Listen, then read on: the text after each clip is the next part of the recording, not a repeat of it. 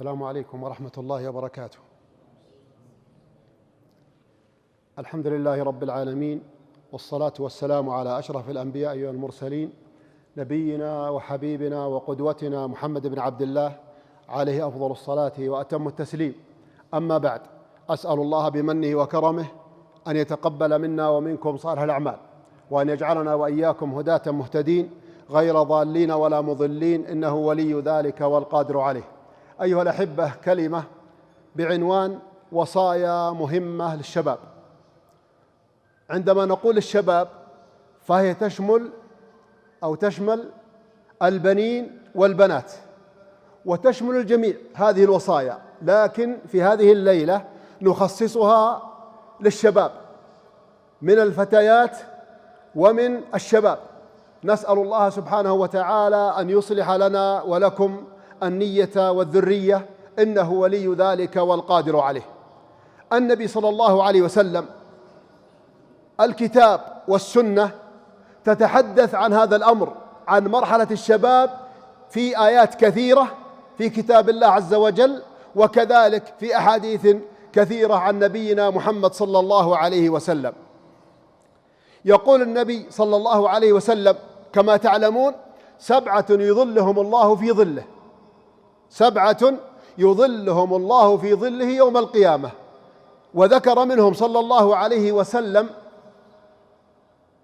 شاب نشأ في طاعة الله، شاب نشأ في طاعة الله، تجده من بيته إلى مسجده إلى مدرسته بارا بوالديه طائعا لله تبارك وتعالى. وكذلك فتاة نشأت في طاعة الله سبحانه وتعالى. ولذلك يقول الله سبحانه وتعالى: يا أيها الذين آمنوا، ما قال يا أيتها المؤمنات. لماذا؟ لأن يا أيها الذين آمنوا يشمل المؤمنين والمؤمنات، يشمل المؤمنين والمؤمنات. وكذلك شاب نشأ في طاعة الله تبارك وتعالى. والنبي صلى الله عليه وسلم يقول: اغتنم 5 قبل 5، وذكر منها صلى الله عليه وسلم: شبابك قبل هرمك، لأنه لا بد بعد الشباب من الهرم، لا بد بعد الحياة من الموت، ولا بد من بعد الصحة من المرض. نسأل الله سبحانه وتعالى أن يحسن لنا ولكم الختام. أيضا يقول النبي صلى الله عليه وسلم: لن تزول قدم عبد يوم القيامة حتى يسأل عن 4 أمور، ذكر منها النبي صلى الله عليه وسلم: وعن شبابه فيما أبلاه، وعن شبابه فيما أبلاه. هذا الشباب الذي أعطاك الله سبحانه وتعالى، ماذا أبليته فيه؟ أيضا يقول الله تبارك وتعالى: الله الذي خلقكم من ضعف. ما هو هذا الضعف؟ ضعف الطفولة. كلنا مرينا بهذه المرحلة، ضعف الطفولة. الله الذي خلقكم من ضعف ثم جعل من بعد ضعف قوة. ما هي القوة؟ الشباب. ثم جعل من بعد قوة ضعفا وشيبة. هذه المراحل التي يمر فيها الإنسان، ونمر فيها جميعا لمن أحياها الله عز وجل وأطال في عمره. لأن بعض الناس ما يمر على مرحلة الشباب 2 3 4 أسبوع ثم ينتقل إلى الدار الآخرة. وهناك من يستمر إلى مرحلة الشباب ولكنه لا يصل إلى مرحلة الشيخوخة، لأنه ينتقل إلى الدار الآخرة. إذن هذه المراحل يمر بها الإنسان إذا أحياه الله سبحانه وتعالى وأطال في عمره. أيها الأحبة، ما هي الوصايا المهمة التي أقدمها هذه الليلة لي أولا ولكم ثانيا؟ مع أني عديت مرحلة الشباب، لكن الإنسان يتمنى أن يعود إلى هذه المرحلة. نسأل الله عز وجل أن يوفقنا وإياكم لكل خير، وأن يحسن لنا ولكم الختام. أولا، أيها الشاب وأيها الفتاة، حافظ على توحيدك وعلى إسلامك وعلى عقيدتك وعلى إيمانك، فكلها مسميات مختلفة، لكن هي توحيد الله تبارك وتعالى والإسلام العظيم الذي جاء به النبي صلى الله عليه وسلم، والعقيدة التي تحملها في قلبك، وكذلك الإيمان الذي غرسه الله سبحانه وتعالى في قلبك وتتعبد الله سبحانه وتعالى به. يقول الله تبارك وتعالى: ولقد بعثنا في كل أمة رسولا أن اعبدوا الله واجتنبوا الطاغوت. هذا هو التوحيد، أن تكون موحدا لله عز وجل، يعني أن تكون موحدا لله تبارك وتعالى، تفرده بالعبادة سبحانه وتعالى، لا تعبد إلا الله، ولا تتوكل إلا على الله، ولا تخاف إلا من الله، ولا ترجو إلا الله سبحانه وتعالى. هذا هو التوحيد الذي جاء به رسولنا صلى الله عليه وسلم. ويقول الله تبارك وتعالى عن التوحيد: إن الله لا يغفر أن يشرك به ويغفر ما دون ذلك لمن يشاء. يا أيها الذين آمنوا اتقوا الله حق تقاته ولا تموتن إلا وأنتم مسلمون. يعني حافظ على إيمانك وعلى توحيدك وعلى إسلامك وعلى عقيدتك حتى تلقى الله سبحانه وتعالى. فمن لقي الله مؤمنا مسلما دخل الجنة. نسأل الله يجعلنا وإياكم من أهل الجنة. ويقول النبي صلى الله عليه وسلم: إن الله حرم على النار، الله حرم على النار من قال لا إله إلا الله يبتغي بذلك وجه الله، يبتغي بذلك وجه الله، من قال لا إله إلا الله يبتغي بذلك وجه الله. الوصية الثانية: أيها الشاب، أيها الشابة، أيها المسلم، اعتز بدينك وبإسلامك، ولا تهنوا ولا تحزنوا وأنتم الأعلون إن كنتم مؤمنين. أيها الأحبة، أعظم دين وأعظم نبي أرسل إلى هذه الأمة هو نبينا محمد صلى الله عليه وسلم، وأعظم دين هو الإسلام منذ آدم عليه السلام إلى نبينا محمد صلى الله عليه وسلم. ولذلك نعتز بهذا الدين ونرفع أنفسنا بهذا الدين ونفتخر بهذا الدين. ولا تهنوا ولا تحزنوا وأنتم الأعلون إن كنتم مؤمنين. يقول الله عز وجل: فإن العزة لله جميعا، العزة لله سبحانه وتعالى.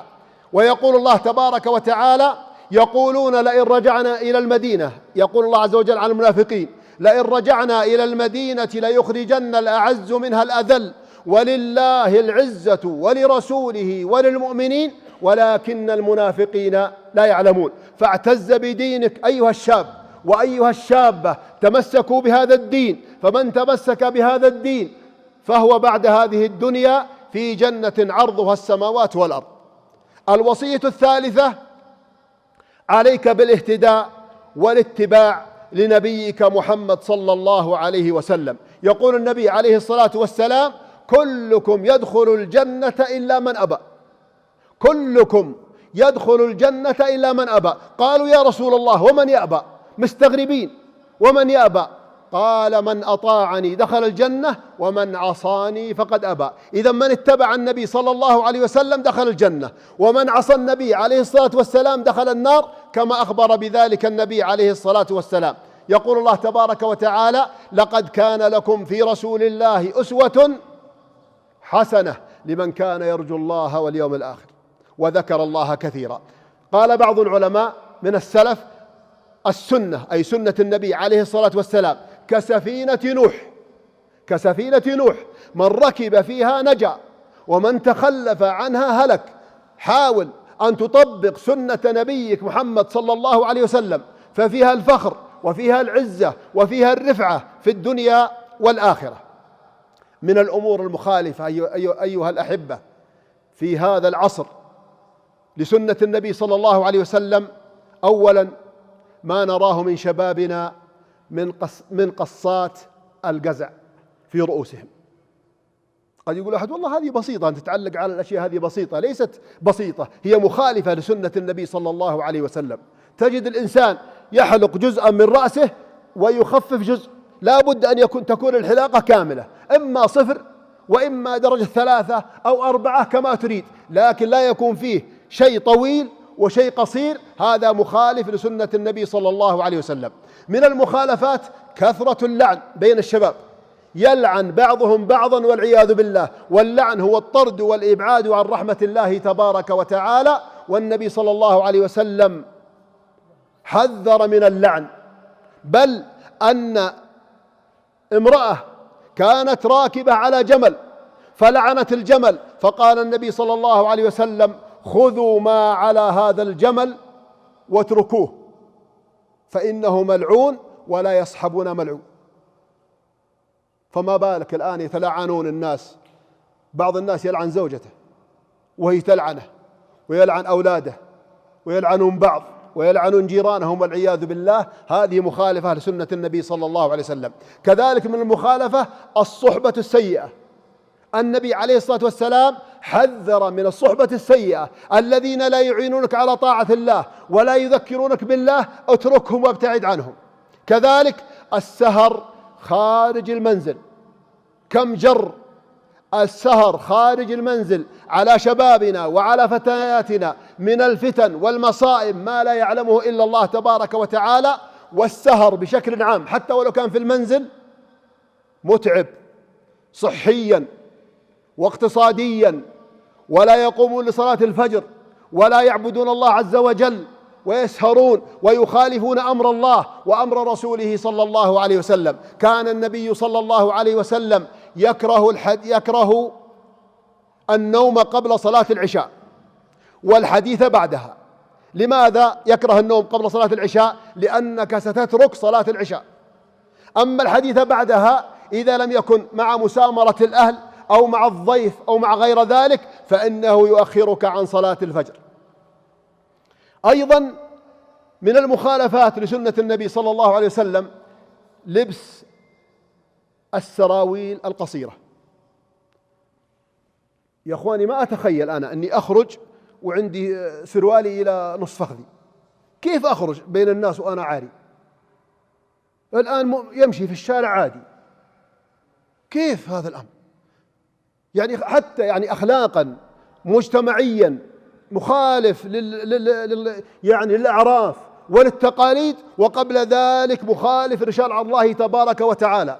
ولذلك هذه جاءت إلينا من أعدائنا والعياذ بالله، نقلدهم في هذه الأمور كلها كاملة، إنما نلبس الملابس الساترة التي ترضي الله وترضي رسوله صلى الله عليه وسلم. من الوصايا أيها الأحبة الصلاة، وما أدراك عن الصلاة. نسأل الله عز وجل أن يجعلنا وإياكم من المحافظين عليها. الصلاة أيها الأحبة كانت آخر وصايا النبي صلى الله عليه وسلم: الله الله في الصلاة وما ملكت أيمانكم. واقرأوا كتاب الله عز وجل، ما آيات كثيرة جدا: وأقيموا الصلاة وأقيموا الصلاة وآتوا الزكاة، كلها تحث وتأمر بالصلاة وإيتاء الزكاة في كتاب الله سبحانه وتعالى. وهناك ظاهرة الآن بين الشباب منتشرة، وهي النوم عن الصلوات. يعني تحصل يعني الآن في خاصة في الصيفية ينام يعني الساعة 8 الساعة 9 الصباح، ثم تذهب صلاة الظهر، ثم صلاة العصر، ثم صلاة المغرب، ويجمعها كلها بعد صلاة المغرب، هذا إذا قام، وبعضهم يواصل إلى بعد صلاة العشاء، ثم يصلي 4 صلوات مع بعض. ما هو العذر؟ النوم. طيب نام في يوم الأول، في اليوم الثاني، طيب ما عذرك في اليوم الثالث والرابع والخامس والعاشر إذا وقفت بين يدي الله سبحانه وتعالى؟ والمشكلة الآن لحقت بها صلاة الجمعة.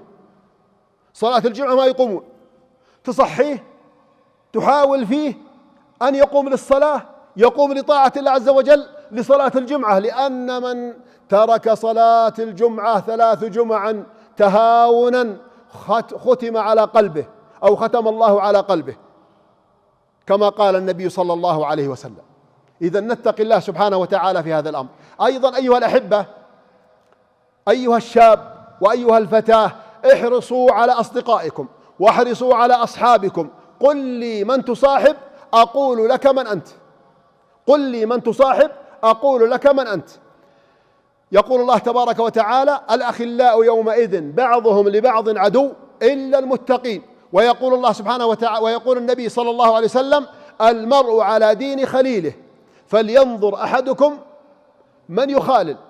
فلينظر أحدكم من يخالل. ويقول الشاعر: عن المرء لا تسأل وسل عن قرينه فكل قرين بالمقارن يقتدي، وإذا ما صحبت القوم فاصحب خيارهم ولا تصحب الأردى فتردى مع الردي. والله كم رأينا من تردى في الحفر المهلكة والعياذ بالله بمصاحبته للأشرار وأصحاب المخدرات وأصحاب التدخين وأصحاب اللعن وأصحاب الشتم. نسأل الله أن يحفظ شبابنا. أيضا من الوصايا: احذر من وسائل التواصل الاجتماعي، فهي مفسدة للأخلاق والقيم، مفسدة للأخلاق والقيم. ولذلك نحذر من هذه الوسائل، لأن كل واحد منا معه جواله، صغير كبير ذكر أنثى، فلنتق الله سبحانه وتعالى. أيضا من الوصايا: من استطاع منكم الباءة يا شباب ويا فتيات فليتزوج، كما قال النبي صلى الله عليه وسلم. لا بد أيها الأحبة أن الأب يعين أولاده على هذا الأمر، وإذا كان عندهم استطاعة أن يتزوجون. لماذا؟ لأن هذا وصية الله عز وجل ووصية رسوله صلى الله عليه وسلم. أيضا من الوصايا: الشباب والوظيفة. كن مستقلا وصاحب شخصية قوية، اعمل في الأعمال الحرة ولو كانت الأجر قليل أو غير ذلك، لا تتأخر، لا تعتمد على أبيك ولا تعتمد على أمك ولا تبقى نائما في البيت، وإنما تحرك. لم تجد وظيفة ابحث، لم تجد وظيفة اعمل أعمال حرة، حتى ولو كانت أعمال بسيطة ودخل بسيط. لا تنتظر أن والدك يعطيك، والدك ووالدتك لن يتأخروا في إعطائك المال، لكن إلى متى تأخذ المال منهم؟ لا بد أن تتحرك وأن تكسب المال وأن تتقي الله سبحانه وتعالى في نفسك.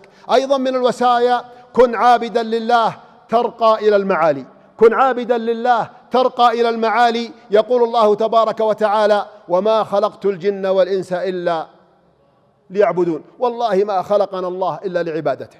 لكن بعض الناس يقول: إيش قصدك نقعد نصلي من صلاة الفجر إلى صلاة المغرب؟ لا، الله عز وجل ما قال لنا ذلك. صلاة الفجر وانتهى الموضوع، وصلاة الظهر وانتهى الموضوع، وصلاة العصر وانتهى الموضوع، وصلاة المغرب وصلاة العشاء، لكن ما بينها كن عابدا لله تبارك وتعالى. فأنت في عملك لمدة 8 سنوات أنت عابد لله سبحانه وتعالى، لأنك تكسب الرزق لتسد حاجتك وتسد أهلك ومن أنت مكلف بالصرف عليهم.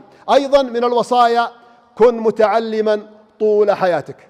بعض الناس ينتهي من الجامعة أو من الثانوية يقول: خلاص انتهى التعليم، ما حسبت على الله أني تركت التعليم. لا، المسلم المتطلع إلى الله والدار الآخرة متعلم منذ بداية حياته حتى يلقى الله تبارك وتعالى، من دورة إلى دراسة إلى شهادة إلى ماجستير إلى دكتوراه، بقدر ما استطيع مستمر في التعلم حتى تلقى الله تبارك وتعالى. أيها الشباب، أيها الشابات، صونوا أسماعكم وأبصاركم وأيديكم وأرجلكم وفروجكم عن معصية الله تبارك وتعالى. عليكم بالدعاء، وهذه وصية، عليكم بالدعاء واللجوء إلى الله تبارك وتعالى. وإذا سألك عبادي عني فإني قريب أجيب دعوة الداعي إذا دعان فليستجيبوا لي وليؤمنوا بي لعلهم يرشدون. ادعوا الله في الوظيفة، ادعوا الله في الزوجة، ادعي أنت في الزوج الصالح، وهكذا نتجه إلى الله تبارك وتعالى.